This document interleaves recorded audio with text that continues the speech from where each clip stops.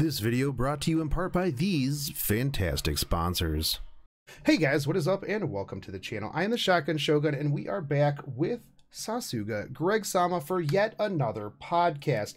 But for those of you who are listening, I'm going to plug myself a little bit here. Hashtag sellout Shogun and hashtag ad for those of you who follow the live streams.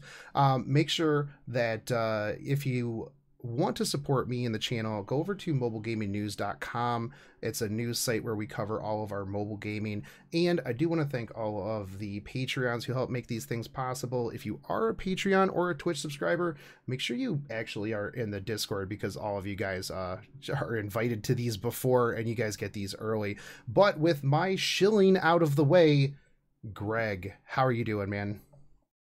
I'm doing good. How are you? I am doing pretty solid. What'd you get for your GSSR? I got Gilgamesh. Gilgamesh, not bad. Is that first one or? Yes, it's my first one. I was pretty happy that it's new, but when I saw the gold archer card, I was really hoping it was Ishtar. Oh yeah, you and Ishtar. Yeah. You...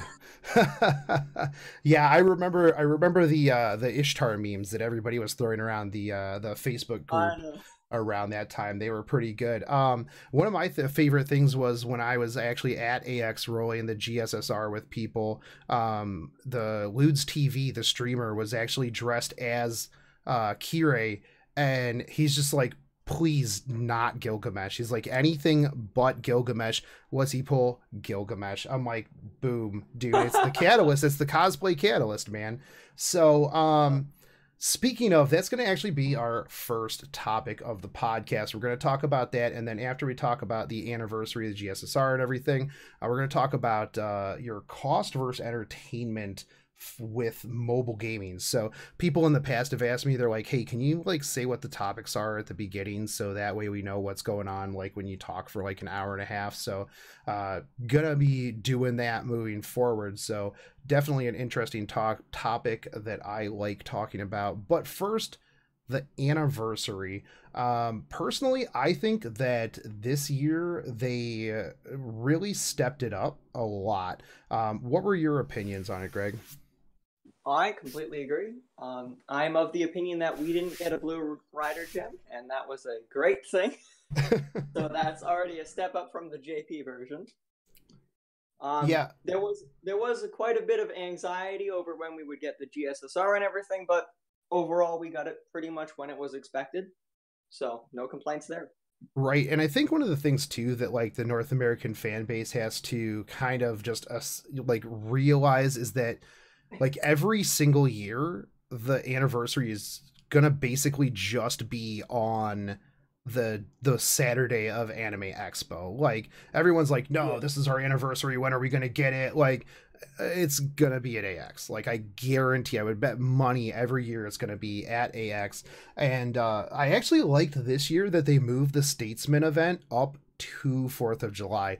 When I was at AX, I was telling a lot of people, they're like, oh man, what do you think about this year? You know, I'm probably one of the, you know, NA's biggest critics, and I think that actually moving that forward was amazing. And it was actually something I talked to Albert before in the past. It's something that I've touted, that how they could have just made the anniversary and like the lead up to AX a lot better. Is just like, hey, just recognize that we have July 4th. Like I get it that, you know, it's North America, not everybody has July 4th, but you know, every other country is not America. So ripperonis, July 4th in game. I would have liked to, if they don't have the Statesman like next year, just move that rotating like America Singularity banner just up to the 4th. You know, now I'm sure that people in JP, anytime we get something like out of order, they're like, we didn't have this back in 2 years ago, like that.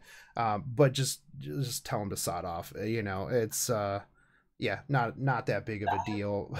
as long as they're not just giving us extra SQ out of nowhere, which I mean would be nice, I wouldn't complain. But I could understand complaints about SQ. But moving the Statesman event up was a brilliant idea. Oh yeah, no, 100%. And the other thing too is it gave us something to do, and it gave us kind of like, you know, a little bit of extra stuff between the wait between our actual anniversary and Anime Expo. Now, I do think that they took a lot of what they did last year, realized what they did wrong, and kind of came back in a much better fashion. Like last year, they were like, hey, let's show you pictures of what these voice actors ate. And like, oh, hey, they went to a car museum. Like, that might work over in Japan because like people want to really feel like they're close and personal with like the voice actors, but like in North America most of us really just don't care. However, it was actually kind of interesting to see them answer questions about the game, because that, like, one thing for me, like with a voice actor, if you don't like play and like if you're not invested in the character or like the game or something like that, I'm just instantly like, meh, you just did this for the money. I want to see like the passion. That's why the voice actor for Archer, KG Tang, he's really huge into Grand Order, and like to watch him talk about it, like, and be very passionate about it is really cool. And I like it when people get very invested in the character that they're voicing on the regular. I completely agree with that. Yeah, having the voice actors answer. I did feel bad for the translator, but having the Oh voice. yeah, F in the chat for translator Chan, who didn't get a chair. Although it was weird because at one point she had a chair and then she I didn't know. have a chair, and we're just like, why is she doing this? What is going on? I know. But having them be there, answer questions, and acting out the voice lines, that's way better than any pictures would have been.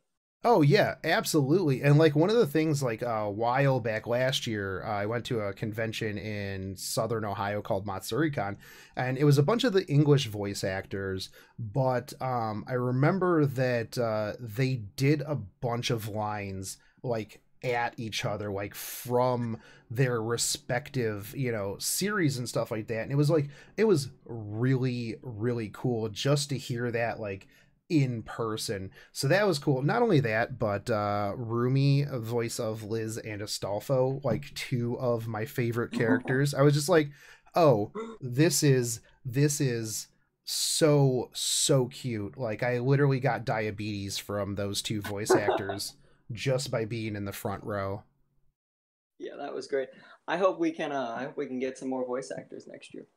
Yeah, 100%. It would be nice to see like a rotating like second and third voice actor of like characters that are popular but not like super Yeah. popular. It'd be kind of cool to see that. One of the other things too that I liked was they brought out the Babylonia anime, the people in charge of that, the director, I think that was the Yeah. director, but teasing that art that they say nobody in Japan had even seen, that was like the first time, and they were showing it to North America first. Like, I don't necessarily know that that's true. Like, I will take them at their word, but like even just that gesture of being like, hey, we're telling you that you're getting this first, like, kind of was like, oh wow, that's actually kind of cool that you would show us this art before you even showed JP. So that was cool. Plus that art was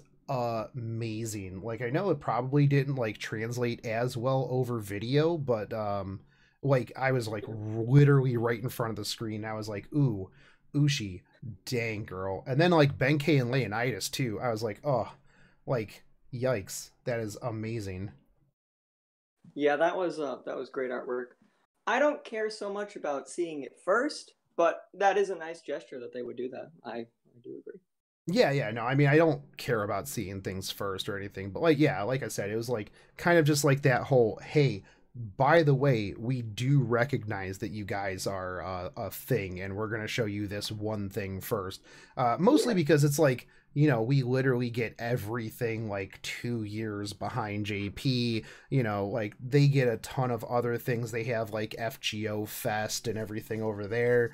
Yeah. Which I feel like they are trying a little bit. I did actually even go up to them after the panel and tell them that they did a good job. And like it was actually kind of interesting because like the look on their face when I just walked up to him, there was like kind of that, oh fuck, what does this guy want? Like this guy literally just grills us nonstop. And I was just like, hey, you guys knocked it out of the park. And like just that moment of like face change where they're like, oh wait, what? Did he just say we did good? And I'm just like, yeah, shook their hands. Like I think that they actually did definitely bring their A game. Now I know a lot of people too were like clamoring and complaining. They're like, we want just announce the GSSR and the anniversary stuff, and it's like, do you want this panel to just be like 5 minutes long? I'm like, that's it's coming. You knew that they weren't going to skimp us on our courts this year after like the outrage from last year. I was actually interested to see if they would have put in any like new quality of life stuff, because I mean we've pretty much gotten most of it and a lot of it early. So I was like waiting to see if they'd like maybe drop the whole like, hey, Android can bind their account to like an email. That would Yeah. Yeah. Yeah, please DW, push that out sooner rather than later. It's 2019. Like yikes. But I mean it was pretty much exactly what we expected. We didn't get the interludes, but we'll probably get the interludes like later this week. It'll probably be like an in between summer 1 and summer 2 type deal. But the fact that we got pretty much everything that we were expecting was just like good enough for me. Yeah. I will say, what did you think about the Bunyan web browser game? So the Bunyan web browser game was actually kind of fun. I enjoyed it. I didn't get to play it nearly as much as I wanted to, but I felt like it was definitely a step up from our April Fool's busted like Photoshop app. Yes, yeah. Yeah. I can agree with that. I just wish they'd announced the Bunyan thing in game, because I had no idea about it until I looked in the group and I was like, what's everybody talking about? Yeah, they definitely still have their issues with like actively announcing things like on proper channels or ahead of time or anything like that. They do seem to be getting a little bit better. Like usually like there's a convention and then they're good for a couple of weeks and then they just drop back off, and then it's like, okay, now there's another convention, now we're active on social media, now we're gonna just drop back off. So it comes in waves, I feel, but they definitely are kind of doing okay. They're not announcing the banners like 2 days after they end anymore. Yeah, that's true. Yeah. Like that's one of my biggest gripes. It's like, don't tell me like a day or two before the event ends that these craft essences increase drops. Like, come on. Yeah. That's reading that is just a waste of somebody's time at that point, unfortunately. Yeah, and it's just gonna bring out more anger in their Twitter threads, which I mean is already full of anger anyways. So, yeah, if it's 2 days before the event ends, you might as well just not make the post at all. Yeah, no, I feel like if like 2 days before the event ends, like, just be like, hey, how are you guys enjoying this event? Post below with pictures of you finishing the shop or something like that, because that would drive community interaction. Yeah, I can agree with that. Even if they don't, actively respond to each and every person who comments, that would still be nice to do.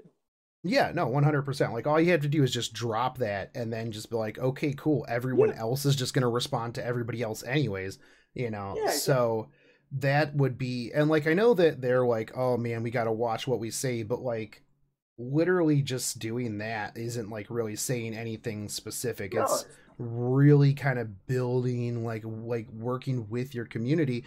And I feel like, especially like after talking to a lot of people at Anime Expo, that's like, just one of the biggest things is it's like Aniplex doesn't build their community. It's like it's all of the content creators that like build their own community, and even you, like you build the Facebook community. It's like we all have a community around FGO, but like FGO's not like taking advantage of that in any way, shape, or form. So yeah, it's definitely interesting to see, and like especially like since I play so many other gacha games, it's like you know, like you definitely see the difference too in like publishers. Like there's the JP publishers, the China publishers, and then like the Korea publishers.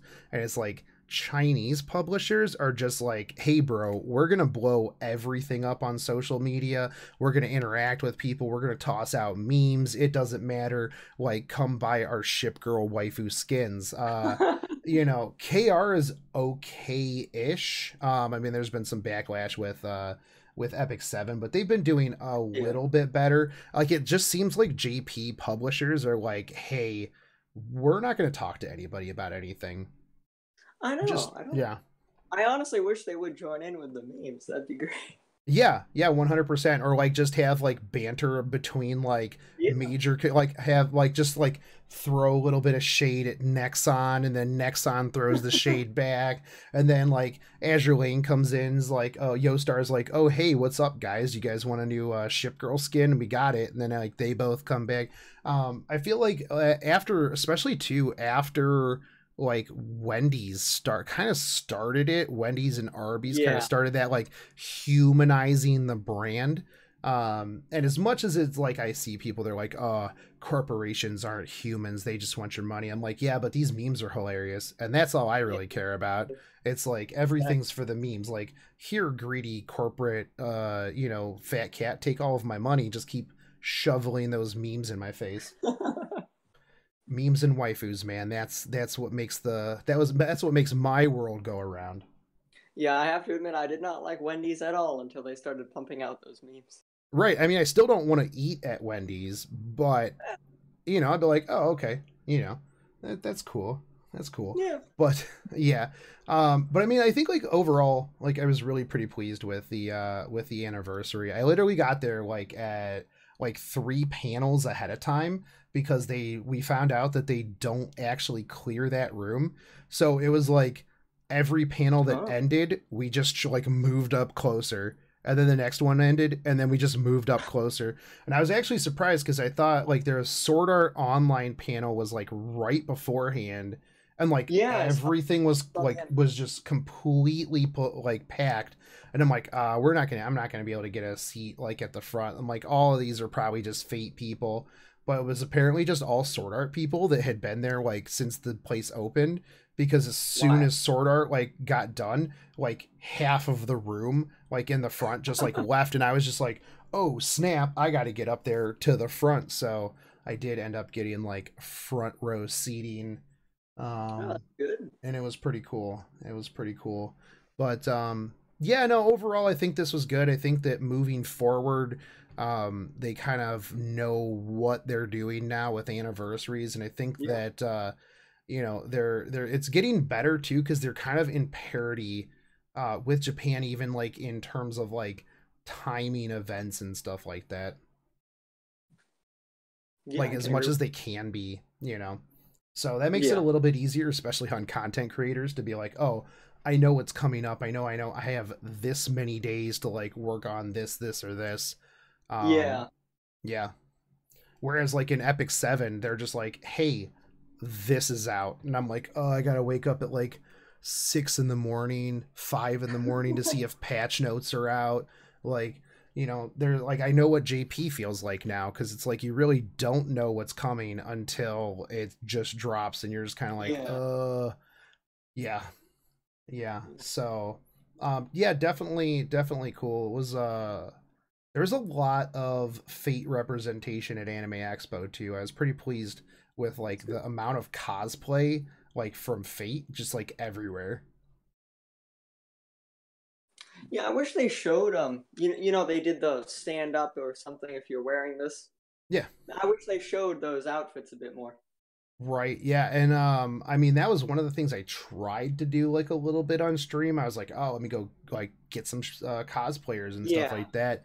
Yeah. Um trying to find where like the photo shoot locations were was absolutely brutal, because they were like outside like half a mile from the convention, like the Oh main my door, God. and like you had to like go like all over the place. Yeah, I just couldn't find it. I'm like, this sucks. And then like outside was a hot mess. Anime Expo rule, like what I learned from that is like if you actually want to go and you want to enjoy yourself, Like you got to get the VIP badge or whatever, the one that like lets you in and get you places faster. Because like even like getting into panel rooms, like if it's a room that they clear, you might not get in if you don't have a VIP badge. Like the Azure Lane panel, they almost capped out just with premium members. So Wow. yeah, and if you're not a premium member, the oh well sucks that you've been waiting here for like 6 hours. Yeah. So pretty rough. But I mean overall, like I had a good time. It was really cool meeting people. That's good. Somebody out there needs to do next year needs to just do a Fate cosplayer showcase. Yeah, that'd be pretty cool. Yeah, put some like cool free non-copyright music behind it and, let it go. So,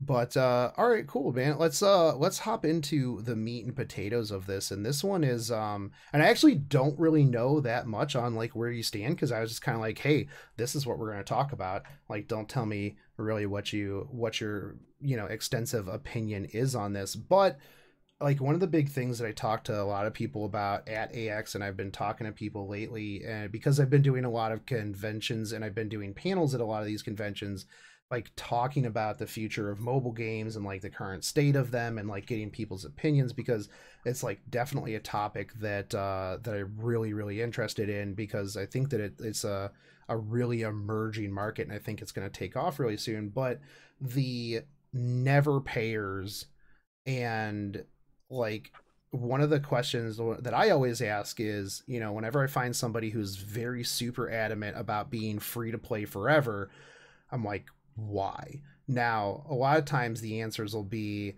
oh, I'm just a poor college kid. And I'm like, I totally get that. Like, if you don't have the money to pay, perfectly fine. But there's like a lot of people that I'll see that, I absolutely could pay, but they're super adamant about never paying. Now, what is your stance on games that, and let's just preface this with just free to play entry level like mobile games.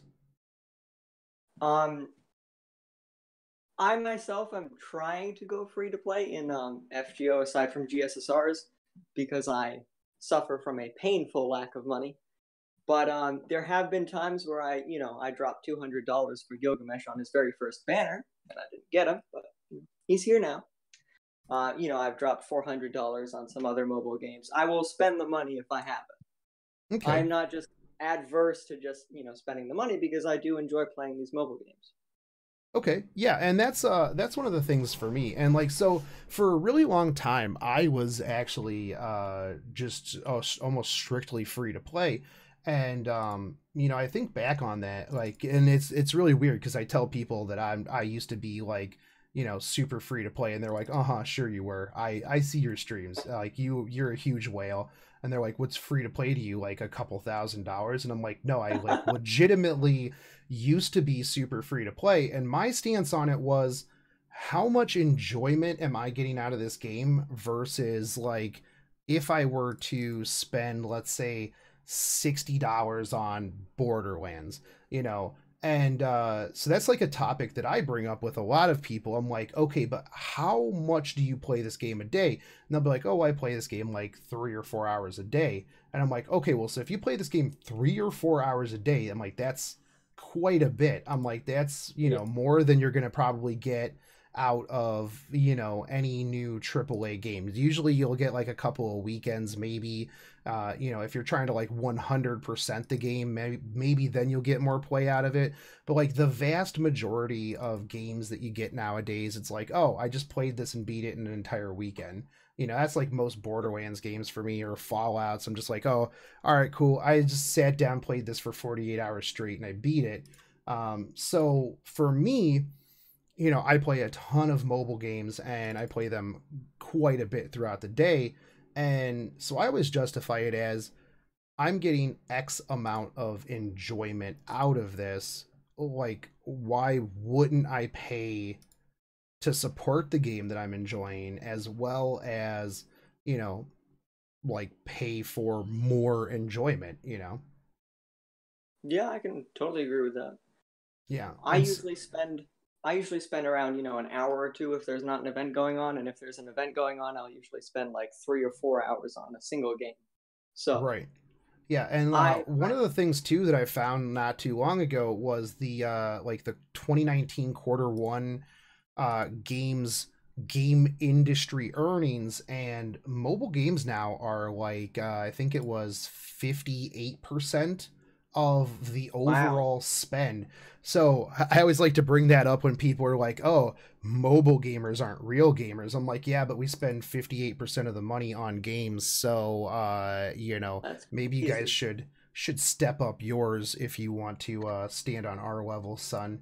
Now, don't get me wrong. Do I think that a lot of that is due to predatory, gambling addiction? I think a lot of it is, but I also think that like a lot of people do kind of see that. Like if there's a game and I get like an entire weekend of play out of it, and they have like a subscription, like a $15 subscription, I'll absolutely get it. Like even if I don't pick it up that much for the next like 30 days, I'll probably still log in every day, and I'll play it a little bit. And if I'm out $15 at the end of a month, like that's not really the biggest deal because I got $15 at least in terms of entertainment.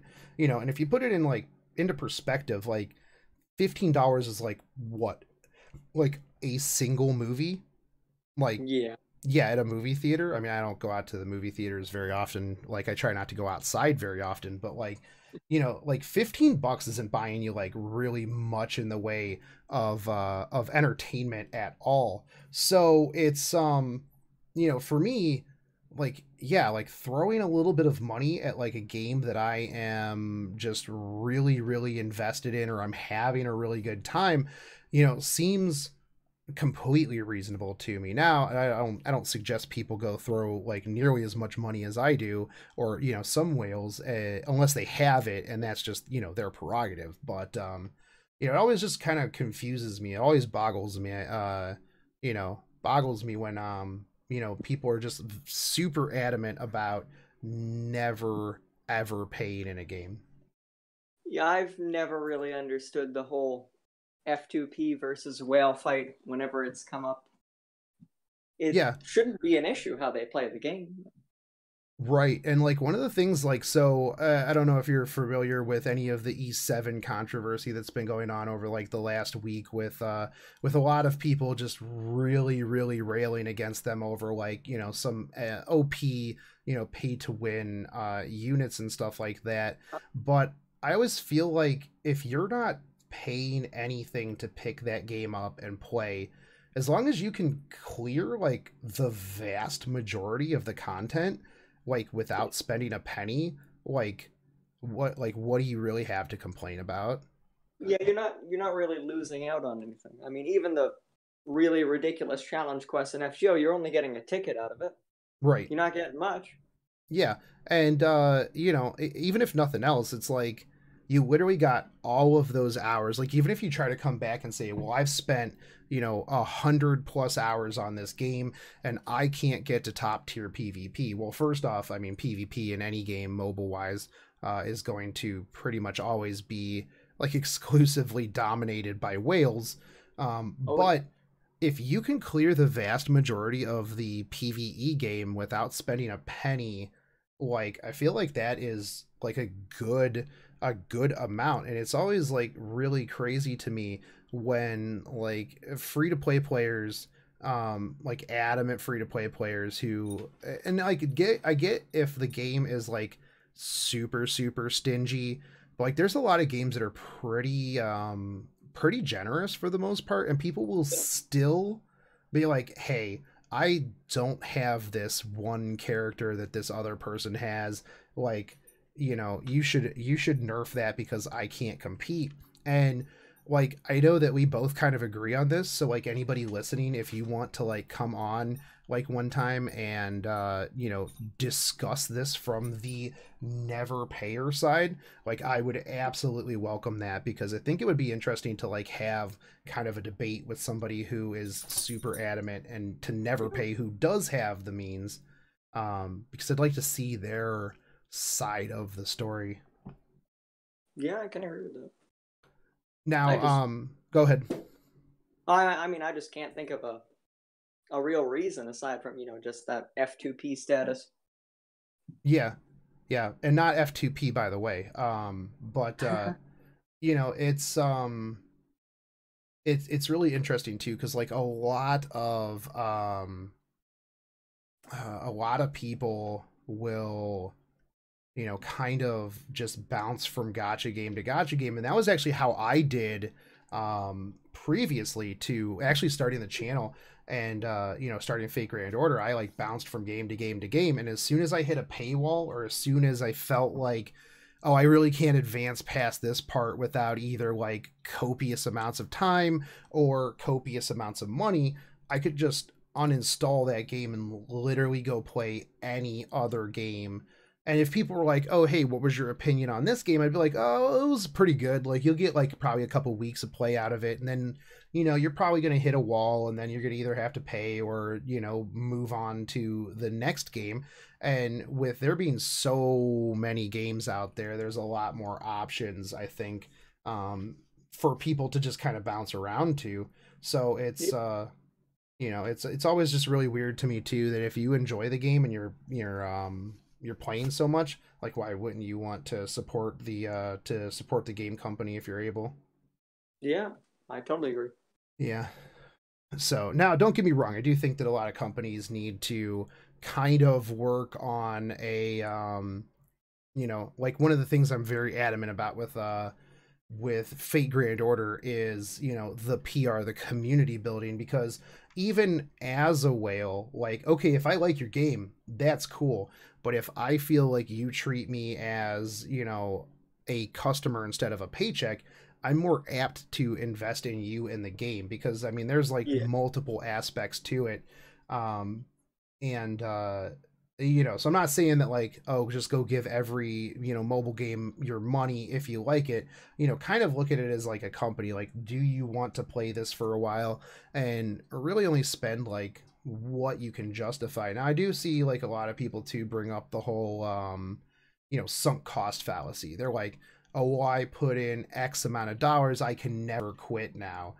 But like, if you think about it, if you buy a brand new AAA game and then you beat it and then you just decide to quit, like, you're not going to get your money back from that. Like, you're going to go to Yeah. GameStop and they're going to give you like 37 cents in store credit for the game that you just bought yesterday, you know.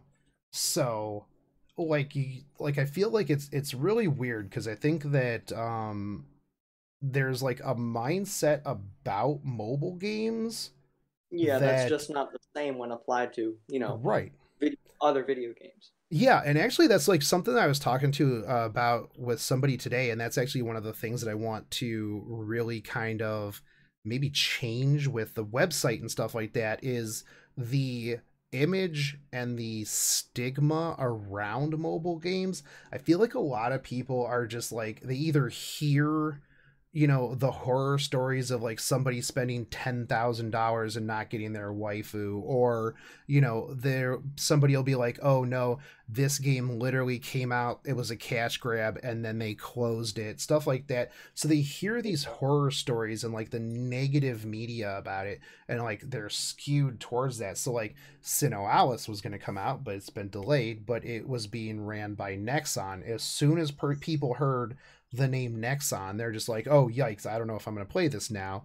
Um, and like I know that, you know, Nexon is a little cash grabby and they close games down because it doesn't make them money, but I do feel like if you talk to other gamers as well, like people outside of the mobile sphere, they just literally don't ever consider like mobile gamers to be gamers regardless of, you know, the Yeah. competitiveness or whatever. And so yeah, it's just it's definitely interesting when it comes to the mindset that even mobile players have about mobile games.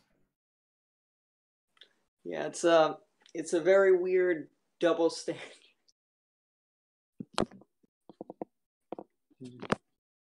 Because I mean, I pick Okay. up some PC games and I'll come back to it, like Hitman 2, I've gotten like 200, 300 hours out of it, and I still plan on playing it, regardless of, when the next new thing comes out. But It's just not the same as mobile games, which I'm going to play every single day for a set amount of hours.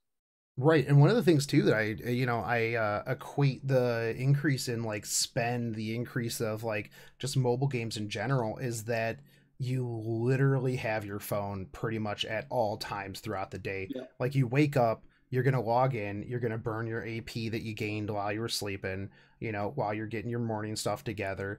When you're at lunch at work, you're gonna be burning through AP or farming something. Like when you go to sleep, you're going to be finishing up your dailies or getting burning your AP before you go to sleep. When you're pooping, I don't know what people, well, no, we read the shampoo bottle when we were pooping before phones, but it's like now you'll just go in there and the only reason that you know that you're done is because your legs will fall asleep, and then you'll be like, oh, that's right, I was playing this game for the last 45 minutes.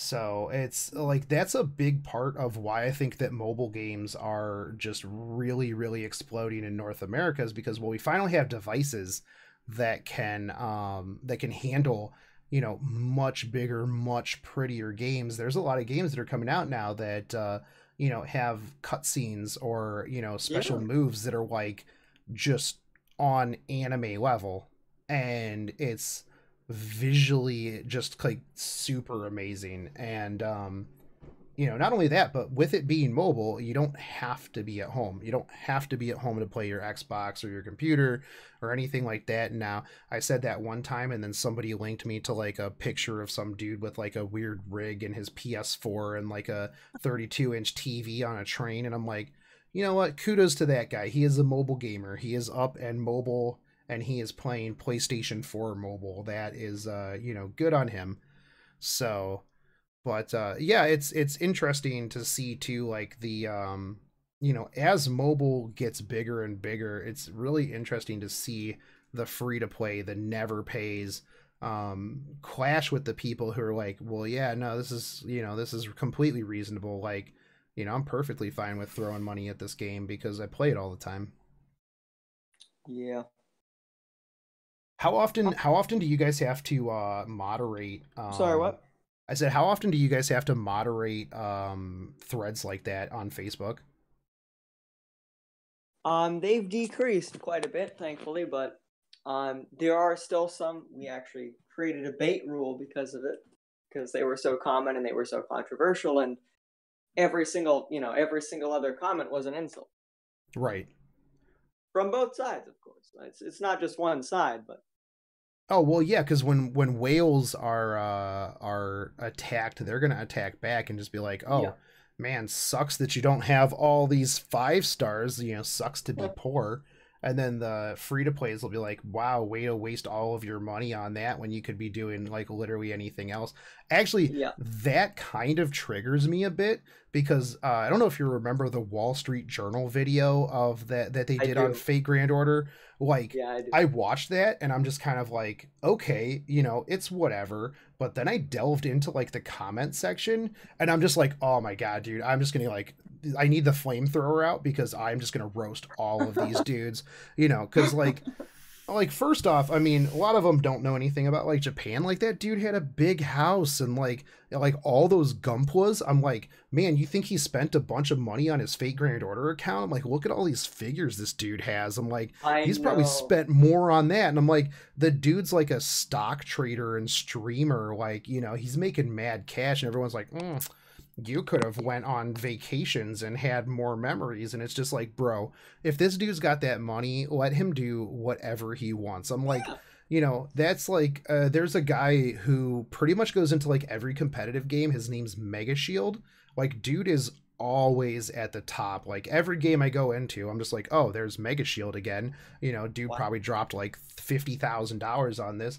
And it's like, I don't know what he does, but like, kudos to that dude to be able to throw that money. Like, I know if I were super rich, I would probably do that too. I'd just be like, hey guys, we're rolling this SSR, and then I'm just gonna give this account away or something like that. It's like, boom, here you go. Just flex that money on the internet. But like, I would go in there and people would just be like railing on this dude for spending like all of that money, and it's just like, No, man, yeah, it let was people ridiculous. yeah, let people enjoy what they want to enjoy, man. Yeah. Not everybody wants to take a vacation to wherever. I know. Plus, like, then you got to go outside. It sucks. It's hot. You have to deal with like other people. Like, man, I would go on You vacation and then I would just like play gotcha games at somewhere. I'd be like, oh man, look at me. I'm on the beach playing gotcha games. And then I'd be super mad because it would be bright outside and I wouldn't be able to see my tablet screen. I'd be like, man, outside sucks. what really bothers me about vacations is, having to pack, go to a new place, and settle in there. I don't want to bother with that. Yeah. Yeah. No, I'm just like, this takes way too much work. I just want to stream on the internet and talk to people about gotcha games. But it's it'll be interesting too to see how this how like things play out too, because like with mobile games getting much bigger, you have like obviously the loot box bill, which I'm kind of like on this weird fence with that. Like I do think that it should be semi-regulated against like kids, mostly because I don't want kids in my gotcha games in the first Well, place. But you know, if it's completely free to enter, I don't think that there's a problem. My problem is with I just spent $60 on a game and now you're also making me pay for gotcha in order to compete with people who yeah, also paid $60. It's like, nah, that's where I draw the line. And yeah. actually, yeah, go That's ahead. where I draw the big distinction between what a gotcha is and what a loot box is. To that, in my mind, anyway. Right. Um Now, I did talk to somebody about this actually earlier today, because they were asking me my opinions on the marketing practices, stuff like that of Gotcha, and they were like, okay, so if a game is completely free to play, there's no barrier to entry, you're fine with monetization, however, and I'm like, well, yeah, because you're really not losing anything except for your time if you just stay free to play and then you quit. And they're like, okay, well, what if the game cost $1? And I'm like, okay, that's a good question because, I pretty much stated if I have to pay for a game and then you hit me with loot boxes, then I'm going to be pretty upset. And I think that where I stand on that one is, does it impact my game? Do I get an advantage because I'm spending money, or are you going to actually, I don't really mind that as much. Are you going to paywall me after I've already spent $1, $5, whatever, that I Yeah, feel that I have to continue to spend money? And I brought up the fact that like back in the day, I used to play World of Warcraft. Now you have to buy the game and then you have to pay $15 a month. And at first, they didn't really have any microtransactions, anything like that. And then they introduced mounts and stuff and like skins and things like that. Now that didn't impact the game in the slightest, except that you had a celestial Pegasus that you just paid for, and it didn't go faster. It didn't do anything. It really didn't give you an advantage over anybody else. And I was like, yeah, no, that's perfectly fine. If I want to drop $15 on having a cool, sparkly horse yeah, mount, then okay, be it's fun. whatever. Now, if they would have been like, hey, okay, you paid $60 and you pay $15 a month, but if you want to do this raid, you have to also pay $10 or something like that, or even $1. I'd be like, well, no, like that's, you're literally gatekeeping part of this content after I've already paid. Yeah, I would agree. I would say that would be a ripoff. Right. But So hey, that's, if yeah. it's cosmetics, it's fine. Right. Yeah, and I'm perfectly fine with like cosmetics being like, and that's actually one of the things with like say Azure Lane, that I think that they do kind of right, is their monetization is really like, what kind of skin do you want for your degenerate ship girl, because they have a ship girl for every degenerate fetish out there. And they yeah, I was talking to people about that at AX, and I'm like, yeah, Azure Lane's good. They just probably have people sitting in a room like researching what the newest like weird fetish is so that they can draw a ship for it. Like, oh, you like getting stepped on? Bam, we got a ship for you. You like glasses? We got all kinds of ships. You like FBI lists? Ships on ships, dude. So they definitely know their player base and how to get them to spend. But Yeah, with all of that said, yeah, like I think it's it'll be interesting to see. I don't think that loot box bill will really go anywhere, No. because it's just way too vague. I read through it, and it's like literally anything like that you can buy. Like if you Yeah, refilled energy, it would be considered pay to win. And I'm like, oh yeah, that's ridiculous. yeah, no, especially like I for mean, a free game, you know. I would be okay with a law that's like, it restricts the ability of kids to, buy so much, SQ or something based on their age. I Yeah, would be okay with that. I would actually Um, enjoy it like if like you could set limits for yourself in games. Like let's just say like this month I'm like I can only potentially buy this much Saint Courts. Now, obviously if I want to keep rolling, I would have the ability to go through and like, change that, but yeah. I feel like after that point, like if I have to go change the game should just shame me into not wanting to spend that money. Like, bro, you set this limit and now you broke this limit. Like, what are you doing with your life? Just stop. It's time to stop. Like the Michael Jordan thing that'll come out and it's like, it's time to stop. Sam Jackson just looking at you like really disappointed or something. But I do completely agree that like children should like kids shouldn't be able to spend on gotcha stuff like that. I do feel that like part of that is also parents responsibility as well, because kids I don't have credit I cards. Yeah, I wholly feel that it is the parents' responsibility. I don't think we need a federal law to say, don't let, kids spend it because realistically, sure you may know that kids play the game, but you're not going to know, how old somebody is that plays and the game. I mean, I don't want the company collecting that information about me. Right, yeah, So, because like isn't it China where like certain games you have to like literally give them your ID, like your account is like tied yeah. to Yeah, your that's ID. ridiculous. And the moment that a game would do that, I'd be like, I am going to nope right the F out of this game. Yeah. Like, yeah. I'm like, I don't need you to, enough about me. You know my Google Play and my credit card number. Like, you don't need to know the rest of my information. But, Yeah. the problem becomes that, you're still going to have kids doing that because they're not going to just be like, oh man, this thing that I have to click yes on, I'm totally not 18. And then, Oh, yeah, no, yeah. 100%. They'll just Yeah. be like, yeah, bro, I'm totally 18. Give me that. Give me those Yeah. anime girls. Thanks very much. But, yeah, it is really up to like the parents at that point. And, Yeah. yeah. And if the kids are, getting in and stealing your credit card or stealing some cash, that's really your fault for, not parenting them well. That's not the game's fault. The game's not saying break into your parents' wallet. Yeah, no, they're not like, hey, Epic Gamers, go get your we need your parents' credit card information to defeat this dragon, you know, like yours personally. Because if they were like, hey, we need your parents' phone information, I'd be like, that's weird. I've got my own information. Like, I'll just give you my credit card number. Does that work? And they'll be like, Yeah. no, you have to go get your parents' credit card. I'd be like, Yeah. that's weird. I guess I'll call my mom. You know, hey mom, this game is like asking me for money. Like, I don't know why. Like, I have some, but yeah.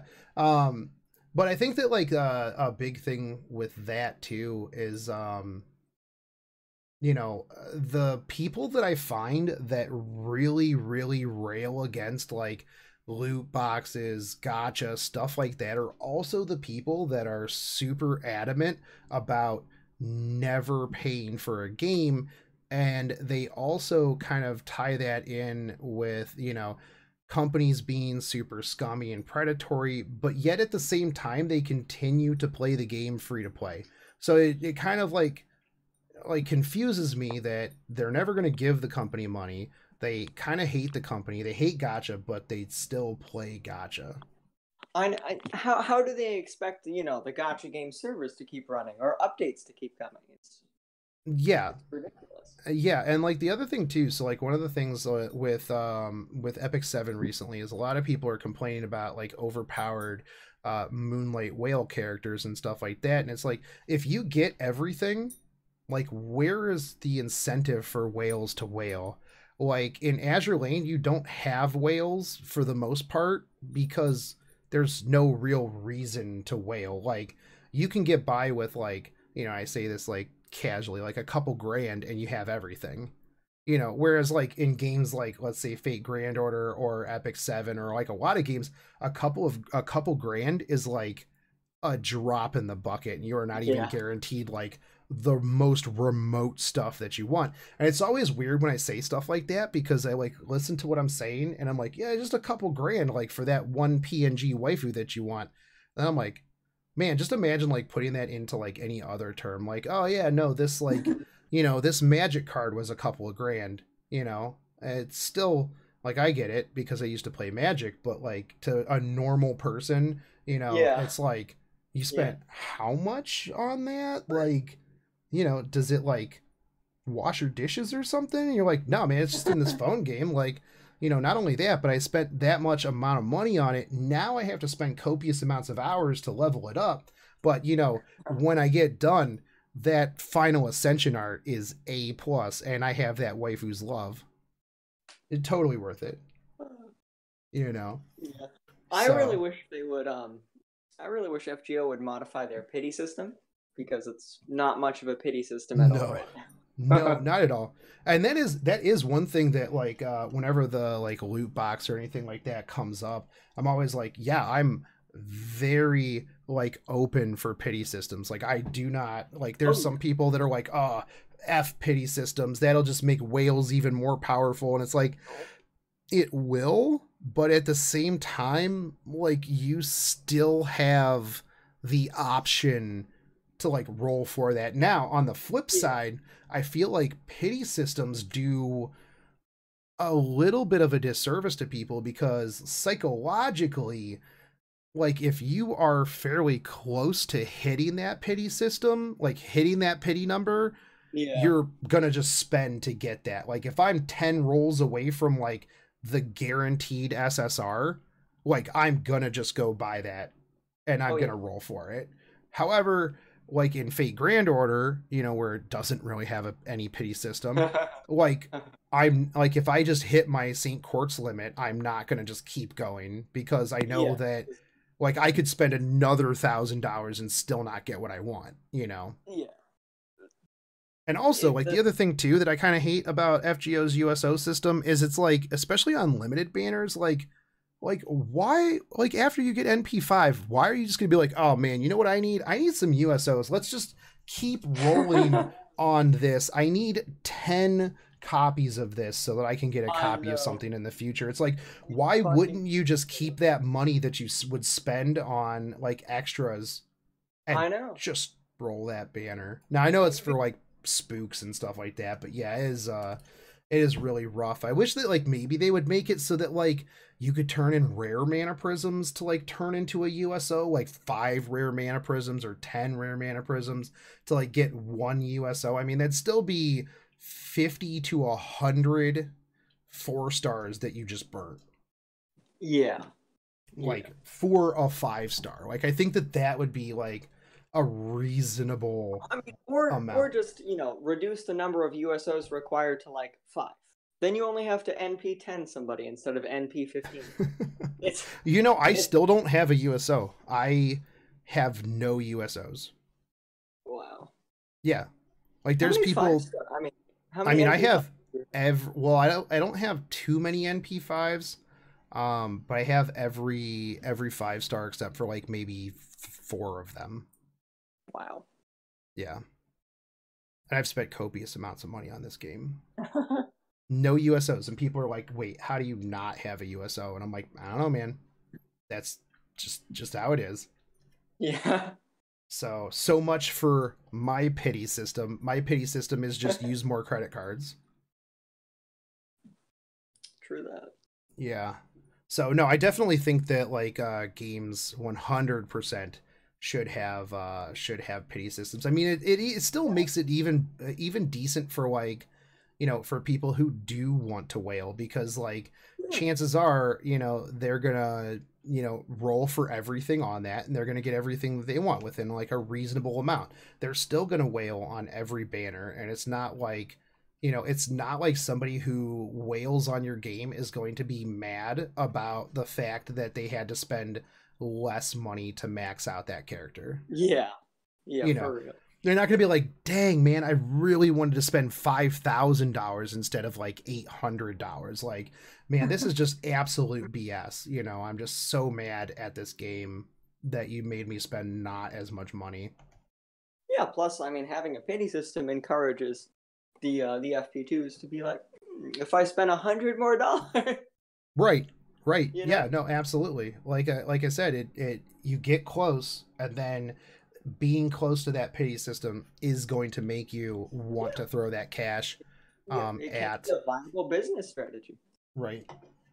And it's actually interesting too to see how different the monetization and like the marketing, like how to get your wallet like in different gacha games really is, because there's a lot of different like ways that games try to get your money, and it just completely varies from game to game. And yeah, it's interesting to see how they're trying to get my cash. So yeah.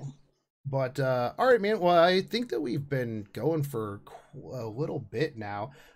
Anything closing that you would like to say? I know we didn't get the JP April Fool's game, and I was a little bit disappointed over that. I would hope that maybe sometime in the future, maybe we could get that. That would be pretty cool. That would be pretty cool. And like some people, like when that came up, I was like, yeah, there's literally the APK out here. Like, they're localizing an entire game. I can't imagine that it would be that hard to localize code for, an app game that they put out. And people are like, oh, but then they'd have to do development and stuff. I'm like, no, it's literally already there. Like, this is literally something that they completely built, and they built it for one day in Japan, just localize it for one day in North America. And I could understand if there was like a legal reason to not do it because of like being too similar to like Pokemon Go. But if they just came out and they said, hey, look, we can't do it because of laws, like, so many people would understand. Like, I'd just be like, oh, okay, well, I mean, I guess if you can't do it because you legally don't want to get, raked across the coals. Being completely silent about it. Right. And I think that that's one of the biggest things with like Fate Grand Order versus like a lot of other companies, is that like other companies, they'll be like, oh yeah, hey, this is literally why we can't do this. Like, sorry, man, it sucks to suck, but you're not getting this thing. I'm sure people would still be salty about the censorship too. I would still be salty about the censorship too. But if they had just come out and they had said, yep, we're going to censor Emi Alter, I can guarantee that the reaction at least would have been a little bit mitigated. Well, yeah, and the other thing too is that if they came out and said it, then people would just be like, well, I guess at least they said it, Yeah, there's not much else that we can do now, but is what it is. Yeah, and I mean, just give us a heads up on, because a lot of it was just fear that they were going to censor other characters. Now, it wasn't so much that they were upset about Emi Alter, but they're worried, who else are they going to censor? Right, yeah, because who are you planning on censoring? Yeah. Oh yeah, no, 100%. And silence, especially in like today's landscape, is never a good business model. Yeah. So, and I mean, I've told them that at conventions. I'm like, look, man, I'm like, you guys can't just be quiet. Like, as much as I feel like, yeah, you just want to, bury your head in the sand and like completely ignore people and just let it blow over. I'm like, first off, I'm like, you kind of angered the wrong group of people, because I feel like people who are the anti-censorship people never forgive, never forget. I mean, literally look at Danmachi Memoria Freeze. They were like, we will not censor anything. And then they put it out and everyone's like, hey, where's my 2D anime titty touching? And they're like, oh, if you degenerates want that, go play JP, because it's not going to be in the North America server. And everyone's just kind of like, oh, yikes. Wait, that's really?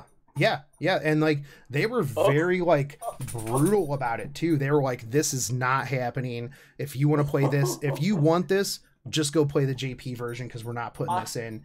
I And would have uninstalled that game right then and that's there. literally one of the reasons why I quit. Like I didn't really care that much. I'm like, whatever. I didn't play the JP version, so I didn't even really know. And I'm like, oh, Yeah, okay, but like but literally don't be a dick about it. right, right. And like that's the thing is like hitting those anti-censorship people like will just be super brutal for your game because they are just going to get super salty and they are just going to like absolutely just like 1-star review your game and they're just going to never let you forget it and they're not going to let anybody else forget it either because while Yeah. maybe somebody is going to be super mad about Emiya Alter or anime titty touching, like a week or two later they're just going to literally move on to something else, whereas like anti-censorship people will hold on to that grudge forever. Like in 2 years there's still going to be people that are going to be like, hey, when are we going to get that toggle for Emiya Alter? Like that would be fantastic if you guys could talk about that. And so it's really rough that games, but if they came out and they said, hey, look, this is what we're doing, this is Yeah. why, at least then they could go back and people would be like, hey, look, they addressed it, they talked about it. Like Yeah, it exactly. might They not gave a be, reason for yeah, it might not be your cup of tea, but this is just how it is. Like if you don't like it, I mean, I don't know what to tell you, but yeah, don't be a dick about it. Another thing is that, I knew not because apparently the artist was, he made racist remarks or something. I knew none of that before the controversy happened after he was already censored. And I can guarantee you that probably a lot of the people pissed about it didn't know that either. Yeah, and actually, like, so I've seen varying reports about that. Like, there's multiple translations of like what the dude Hmm. said, and like some people are like, yeah, no, he was like overtly like, hey, we want to make Emiya Alter look like Emiya who went to prison. And then there's other translations where he's like, after the fact, I can see how this looks like this thing or this Oh, thing. And I mean, that's the problem with like literally translating another language is that like yeah. there's so So many ways to translate it and it's like it's kind unofficial of like translation could have yeah been better. yeah 100%. Actually, yeah, 100%. If like the company came out and said, hey, look, this is how it was, this is why we did it, this stuff that's going around, it's not what this guy said. I mean, look at when I when I made my infamous state of NA video and I got a spreadsheet about what we did and didn't get. Now some people are like, hey, that spreadsheet was wrong, here's this other spreadsheet that says this and this, and then this is another spreadsheet that Yeah. says this and this, and then these things, and it's like there's multiple different things out there, and it's like, yeah, it's really hard that unless you're getting like an official response, an official stance from the Yeah. company, like who do you believe on that one? So that's why I think that like for DW, like really having that community outreach, having that like PR back and forth, is like a good thing. Totally. But as a JP company, they really don't. Unfortunately. Yeah, I hope unfortunately. um I hope that JP will address that eventually and maybe give NA some more freedom. I don't think that they will. I think that it's What? been so far gone, like past that if they started talking about it now, that they would just reignite a Well, fire. I don't mean revisit these old past ones, but I mean Okay, in the future going forward. yeah, That would be like good. because I mean, I guarantee you, when Abby starts to come around, like Yeah, it's going to just come right back. I saw a Reddit post mentioning that, they might censor her and I'm sure I'm sure something will happen when she comes through. Oh yeah, no, people are gonna just like really like kind of hammer that one for like the month or so before she comes around, and I feel Yeah. like that that would be an adequate time for them to be like, hey, look, this is our stances on stuff. You know, we will not censor Abby. I don't think that they will, because like, you know, half naked Wally. Yeah, they that's didn't like a cat censor cow. Jack. Why would they censor Abby? Yeah, I mean, to be honest, like I absolutely love the idea of like a toggle. I think that that actually would sate both sides of it, except for like the super far fringes, because it's like, you know what? Give me a toggle or a costume that will make Jack have pants. Like, put her in a sweater, put her in some pants. Like, that will make the people who, you know, want to put her in pants have pants, but then the people who want to see her, you know, put them on an FBI list can also have that available. Now you're still going to have, like I said, the fringes that are going to be like, I'm super upset that this is even still in the game on both sides, but the vast majority of people will be like, hey, dude, just shut up. If you don't want to play with this character like the way they are, then literally toggle it off. They gave you the option to not have that. And if they're like, if they're like, well, it's still in there and I'm super mad about that, and be like, who's mad? Like, I mean, honestly, they could just add it in using the costume system. It wouldn't even be that big of a deal. Yeah, and I've always wondered why they don't do more costumes. Like, that seems like such an easy thing to do. Like, make it like mana prisms, man. Like, I have so many mana prisms. People have so many mana prisms. You like just don't know what to do with them. Like, how do I hold all these mana prisms? Let me buy costumes for people. But don't ever put them in gacha, because gacha costumes are literal cancer.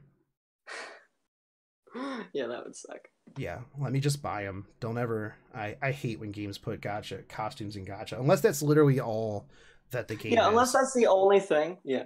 Yeah, like Sinnoh Alice is very like, you get the character and then you roll for weapons, and then some weapons make them into a different class and a different like costume. So it's like you still have the character, you just roll for like a costume that changes their class. So I'm okay with that, but like, yeah, if it's just like an aesthetic, like a, you know, graphical thing, and you still have to roll for it, that's no good. Yeah. But all right, cool deal, man. Well, Greg, it was an absolute pleasure to have you back on here. For those of you who don't know, Greg runs the Facebook FGO group. Is it the FGO USA, Fake Grand Order USA? Yes, Fake Grand Order USA. Yep. So if you are looking for a Facebook community, go over and hit that up. But you're probably already in it. So, but yeah, man, it was a pleasure. I'll have to have you on again in the future. I need to just have more time to do podcasts. I've been running so much, and I need to get back to doing these, because I like just talking for like, you know, an hour about random stuff. So anyways, dude, thanks again for coming on, and thanks everybody for listening to this. If you did like this, make sure you like, fave, and subscribe. Follow me on Twitter, Twitch, MySpace, Instagram. I don't know what else there is. Tumblr, Pinterest, DeviantArt. I don't know. I don't think there's any more, and I'm actually not on like any of those. So don't follow me on Pinterest. If you follow me on Pinterest, it's not me. Maybe. But anyways, thanks everyone. Take it easy. Peace.